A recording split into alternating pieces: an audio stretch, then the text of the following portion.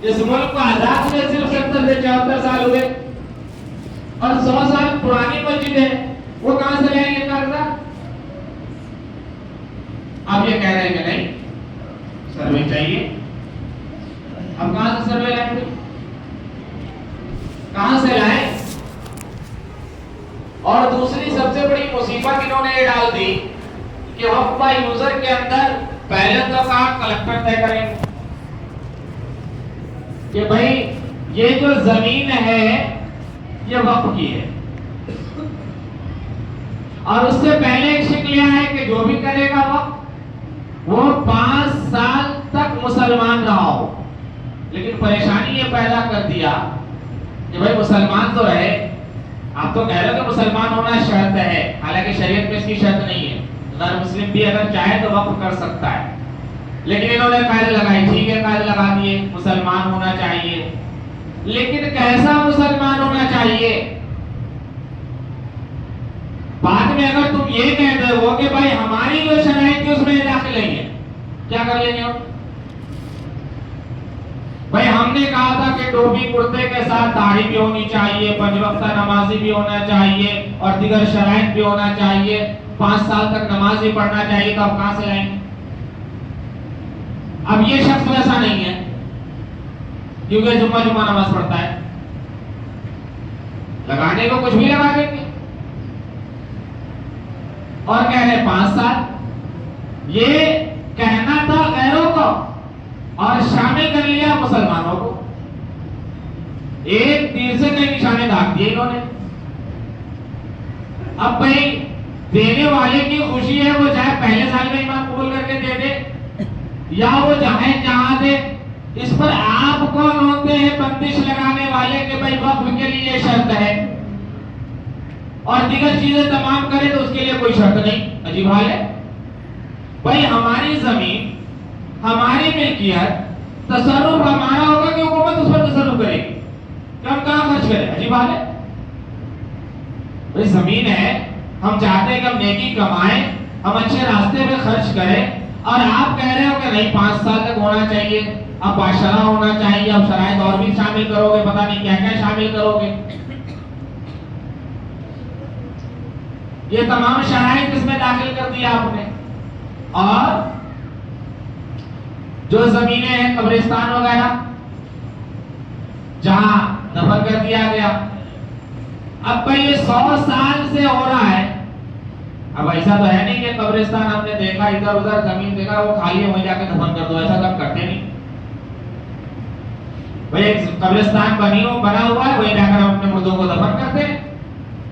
اب یہ کہہ رہے ہیں کہ 100 سال اگر ہو گیا ہے تو پھر ہم کلکٹر کی طرف جائیں گے۔ عجیب حال ہے، کلکٹر پیدا بعد میں ہوا، وہ 100 سال پہلے کی بات وہ کہاں سے بتا پائے گا؟ عجیب و غریب صورتحال ہے بھئی، یہ پیدا ہوا بعد میں، آیا بعد میں، اور یہ بتائے گا، اور جو پہلے سے لوگ موجود ہیں وہاں ہمارے آبا و اجداد دفن ہیں، ہم غلط بتا رہے ہیں۔ جب اس پر ہاں اللہ ہوا تو کہنے لگے کہ بھائی اب ایسا ہے کہ بائی یوزر میں کلکٹر تو نہیں ہوگا لیکن سرکاری محکمہ سے کوئی ہوگا۔ اب بتائیں، کان ادھر سے پکڑو ادھر سے پکڑو، پکڑائے گا کانی، ہے تو اسی کا بندہ، اس کو کیا پتا کہ کیا ہے یہ، اور ساتھ ہی ساتھ قانون کے دائرے میں بتائے گا۔ اب دوسرا قانون بنا دو اس کو اس میں شامل کر دو، کوئی بات کرو۔ جیسے مزدور نے آواز اٹھائی تھی تو 8 گھنٹے کا تھا، اب ایک نیا قانون پاس ہو گیا 12 گھنٹہ ڈیوٹی کرو، عجیب صورتحال ہے۔ تو کدھر سے بھی وہ قانون بنا لیں گے اور اس کو پاس کرا لیں گے، بعد میں کہیں گے کہ بھائی یہ قانونی اعتبار سے جو ہے ہی وقف کی زمین، اب کیا کر لیں گے ہم؟ اور ساتھ ہی ساتھ یہ بھی کہہ دیا کہ اگر وہ ثابت نہیں ہوتا ہے تو 100 میٹر آگے، 100 میٹر دائیں، 100 میٹر پیچھے، 100 میٹر بائیں، یہاں پہ آپ کوئی بھی قبرستان نہیں بنا سکتے۔ تو یہ اہل محلہ جائیں گے کہاں؟ جائیں گے کہاں؟ ایسے ایسے قانون۔ اب اس میں وہ تفصیل بھلے ہی بعد میں چاہے جتنا کر لے، ایک بات اچھی طرح سمجھ لیں، جو فیصلے ہوتے ہیں کورٹ کے وہ متن پر ہوتے ہیں، وہ حاشیہ بین الصدور پر نہیں ہوتے۔ کہ بعد میں یہ ہو گیا وہ نہیں مانتے. وہ لکھا کیا ہے قانونی اصول اعتبار سے وہ لکھا ہوا یہ بات بس یہی ہوگا. بعد میں کہہ دیں گے بھائی ثابت نہیں کر پائے, کاغذات نہیں لا پائے, دیگر پروف نہیں لے پائے, یہ ساری چیزیں کہہ دیں گے. تو آج جو حملے ہیں وہ بڑے خطرناک ہیں. اور ساتھ ہی ساتھ ایک قانون یہ بھی انہوں نے بنا لیا ہے کہ بھائی اگر کوئی چاہے کہ پوری جائیداد وہ وقف کرے تو نہیں کر سکتا. حالانکہ شریعت میں اگر کسی کی ملکیت میں ہے تو وقف کرنا چاہے تو کر سکتا ہے, لیکن یہ قانون کہتا نہیں کر سکتے. ہاں یہ شریعت ضرور کہتی ہے کہ وقف تو کرو, کسی کو محروم نہ کرو. اب مثال کے طور پر کسی جماعت کے حوالے کا بندہ, اس کے پاس پراپرٹی تھی, اب وہ پراپرٹی اب وہ انتقال کر گیا, کوئی وارث آیا نہیں زندگی میں اس کے پاس, اب مرنے کے بعد آیا, اب اس نے کہہ دیا کہ بھائی میں جو ہماری خدمات انجام دیا میں اس کو دیتا ہوں, وقف کرتا ہوں اللہ کے لیے. اب اس نے دے کر چلا گیا, تو اگر وہ اس کی اولادیں اور جو آئی بعد میں وارثین وہ پہنچ جائیں گے وہاں کورٹ, بولیں گے بھائی ہم اس کے وارث ہیں, ثبوت پیش کر دیں گے, ان کی زمین مل جائے گی, وقت ختم. اب کیا کر لیں گے آپ؟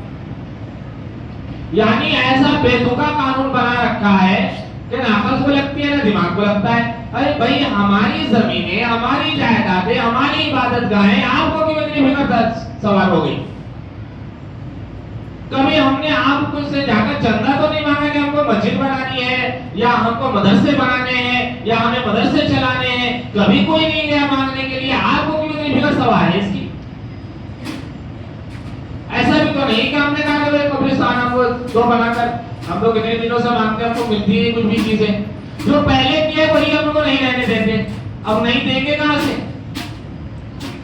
اور کچھ لوگ کہہ رہے ہیں کہ بھائی ہم نے تو ایسے قوانین بنوا دیے ہیں جو مسلمانوں کے لیے مستقبل میں فائدہ ہوگا. کیا فائدہ ہوگا ذرا ہمیں بتائیں, کیا فائدہ ہو جائے گا؟ کچھ بھی نہیں. یہاں تو شریعت پر حملہ ہے, پورا دے نہیں سکتے, 5 سال مسلمان بنے رہو اور دیگر چیزیں کرنا پڑے گا, اور اس کے بعد کہتے ہوئے کاغذات پورے نہیں, بات ختم ہو گئی. اور پھر بلڈوزر تو ہر جگہ پہنچ ہی جاتا ہے, سروے ہوا نہیں ہوا. اور ایک قانون یہ بھی بنا دیا ہے کہ بھائی اگر کوئی جگہ وقف کی ہو, آپ نے بنا لی مسجد یا مدرسہ اور پھر ٹرسٹ بنا دیا, تو اب وہ وقف کی جگہ نہیں رہے. حالانکہ آپ اگر ہندوستان میں سروے کریں گے تو ایسے ہزاروں مدارس مل جائیں گے جس میں وقف کی زمین پر یا تو مدرسہ ہے یا اس پر بلڈنگیں بنائی گئی ہے, اور پھر وہ وقف کے حوالے کیا وقف کمیٹی سے جڑا ہوا ہے اور اس کا ٹرسٹ موجود ہے. تو اب وہ سارے مدارس کدھر جائیں گے؟ سارے مدارس کو بے بنیاد بتا دو گے, بولے غلط ہے ہی نہیں صحیح. حالانکہ پہلے یہ کہا گیا تھا وقف کی جانب سے ہی, اور حکومت نے کہا تھا کہ آپ ٹرسٹ بناؤ, اس کے ذریعے سے اس کو چلاؤ. اور اب کہہ رہے ہو کہ اگر ٹرسٹ مل گیا تو بھائی وہ چیز ختم, تو ٹرسٹ بنوائے کیوں تھے؟ اور بھلے ہی وقف کی زمین ہو گئی, مدرسے بن گئے, مسجدیں بن گئی, اس کو چلائے گا کون؟ اس کو چلائے گا کون؟ اگر آپ کہتے ہو ٹرسٹ نہیں بنا سکتے, ٹرسٹ کے بعد وقف کی زمین ختم ہو جائے گی اور وقت ختم ہو جائے گا, تو پھر اس کو چلائے گا کون؟ آپ ذرا بتاؤ. بھائی اپنے حکومت چلے گی, ایسے ہی بناتے رہو, اور دیتے رہو, بس ہوگی بات ختم. نہ اس میں کوئی وزیر اعظم ہوگا, نہ حکومت بنے گی, نہ کابینہ ہوگا, نہ کیبنٹ ہوگا, کچھ نہیں ہوگا, حکومت چلے گی. کہاں سے چلے گی؟ کون چلائے گا اس کو؟ اب گھر میں کہیں ایسے چلتا رہے, عجیب بات ہے. آپ ذرا ہمیں بتاؤ تو صحیح, ٹرسٹ ہوگا نہیں, چلائے گا کون؟ اور آپ کہتے ہو کہ نہیں ہوگا تو پھر وہ زمین ختم ہو جائے گی. جب ختم ہو جائے گی تو آپ نے بنایا کیوں تھا ایسا؟ سارے ترمیمات کر دیا آپ نے. تو گویا ان کا کہنے کا مقصد یہ ہے, نہ مساجد محفوظ, نہ مدارس محفوظ, نہ قبرستان محفوظ, نہ درگاہیں محفوظ, نہ خانقاہیں محفوظ, اور جہاں دینی خدمات انجام دی جا رہی ہے وہ کوئی محفوظ نہیں. ایسے ہزاروں صفحات پر مشتمل ہے ہم ہاں اللہ کرتے ہیں، ہمیں ابھی فیصلہ آیا، سارے خوش ہو گئے، بولے چلے ہو گیا، روک لگی ہے۔ روک لگنا فیصلہ نہیں ہوتا، روک لگنے سے کوئی فیصلہ نہیں ہو جاتا، وہ روک لگی ہے بس، بعد میں دوسرے آئیں تو اس کو پاس کروا دیں، تو بولیں گے بھائی آگے بڑھا دو، وہ صحیح ہے، کوئی نہ کوئی شک نکال ہی لیں گے وہ۔ تو میرے دوستو، ہمیں اور آپ کو چاہیے کہ ہم ان چیزوں کو سمجھیں کہ آخر ایسا ہو کیوں رہا ہے ہمارے ساتھ۔ ابھی بھی وقت ہے، ہمیں سمجھنے کی ضرورت ہے، اور اگر آپ اسلامی تاریخ کو پڑھیں گے تو آپ کو پتا چلے گا کہ مسلمانوں نے اتنی چیزیں وقف کی ہے، اتنی چیزیں وقف کی ہے کہ اس کی انتہا نہیں، اور صرف مسلمانوں کے لیے نہیں، غیروں کے لیے بھی وقف کیا ہے۔ اسی لیے جب اسلامی تاریخ کو لوگ پڑھتے ہیں، جو پڑھے لکھے طبقات ہیں، وہ خود بخود ایمان قبول کر لیتے ہیں، کیونکہ اسلام میں جو ہمدردی ہے، جو تعاون ہے، جو مدد ہے، ایک دوسرے کے لیے آگے بڑھنے کے سرے موجود ہے، وہ یوں ہی نہیں رکھے گئے۔ اور آج دیکھیں، ہم تو ایک دوسرے کی ٹانگ کھینچنے میں لگے ہوئے، ایک دوسرے کی ٹانگ کھینچنے میں لگے ہوئے، تعاون اور مدد اور یہ ہیلپ کرنا تو الگ چیز ہے۔ ہر چیز کا ایک اصول اور ضابطہ اس لیے بنایا گیا تھا، تو یہ تمام قوانین بنائے گئے، اور اب یہ سمجھ لیں کہ وقف کہتے کس کو ہے۔ وقف کے معنی رکنا، کسی چیز کو روک کر، اور شرعی اصطلاح کے اندر کسی چیز کو روک کر اس کے منافع کو جو خرچ کیا جائے، اب یا تو اس کی دو شکل ہے، وقف کرنے والا متعین کر دے کہ اس کو کن کن لوگوں پر خرچ کرنا ہے، یا یہ ہے کہ وقف کر کے چھوڑ دے، اس کو رفاہ عامہ کے لیے رکھ دے، جیسے کہیں مسافر خانہ بنایا گیا اور زمین وقف کر دی یا پیسہ دیا اور کہا کہ مسافر خانہ بنا دو، تو اب وہاں پر غریب و امیر دونوں اس سے فائدہ حاصل کریں گے، لیکن اس کو بیچ کوئی نہیں سکتا، اس کا مالک کوئی نہیں بن سکتا، اور اس کے منافع کو متعین وہ نہیں کر سکتا، یہاں تک کہ مسافر خانے کا متولی بھی متعین نہیں کر سکتا، وہ تمام چیزیں وہ متعین کرے گا جو وقف کیا ہے۔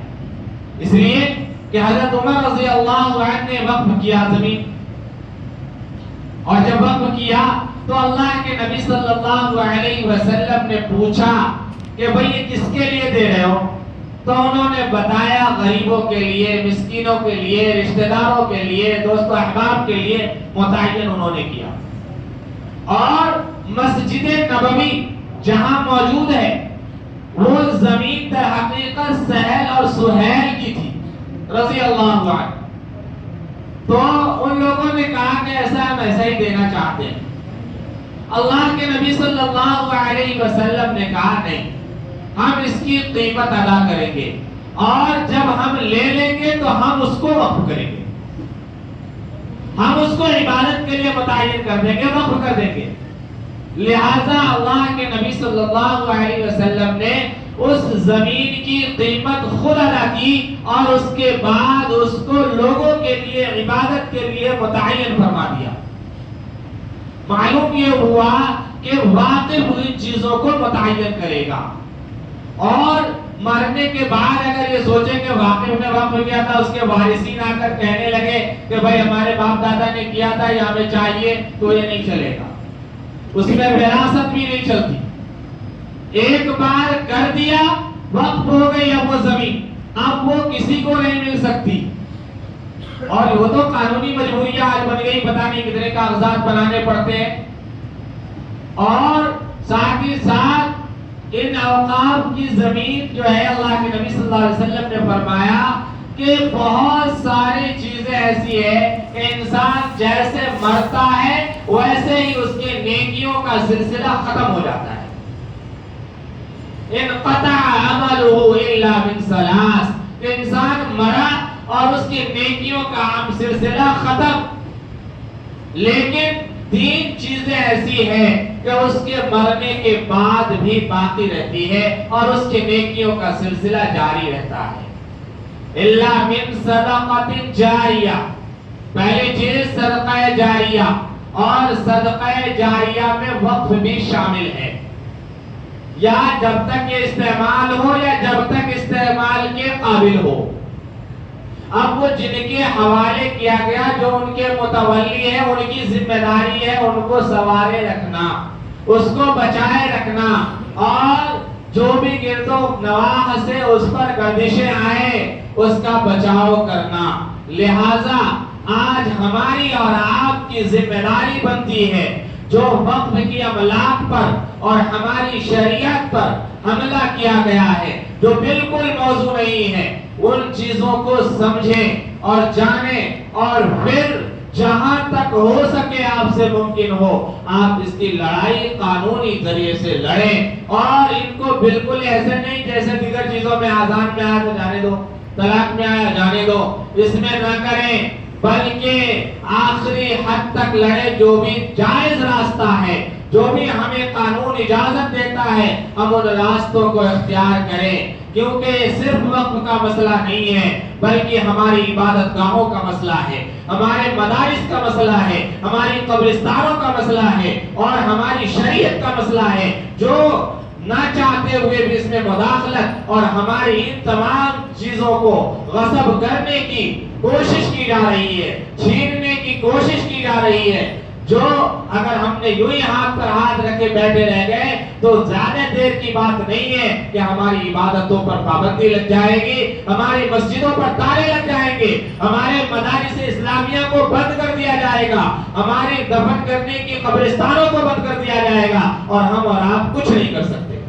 اسی لیے ابھی وقت ہے، ابھی ہم اور آپ اس کے لیے کوشش کر سکتے ہیں. اللہ تبارک و تعالیٰ سے دعا ہے کہ اللہ تبارک و تعالیٰ ہمیں اور آپ کو ان باتوں پر عمل کرنے کی توفیق عطا فرمائے. وآخر دعوانا الحمدللہ رب العالمین. تمام حضرات اپنی اپنی جگہوں پر کھڑے ہو جائیں، سب بندی کر لیں اور سنتیں پڑھ لیں. جن کو جگہ نہ ملے وہ اوپر چلے جائیں.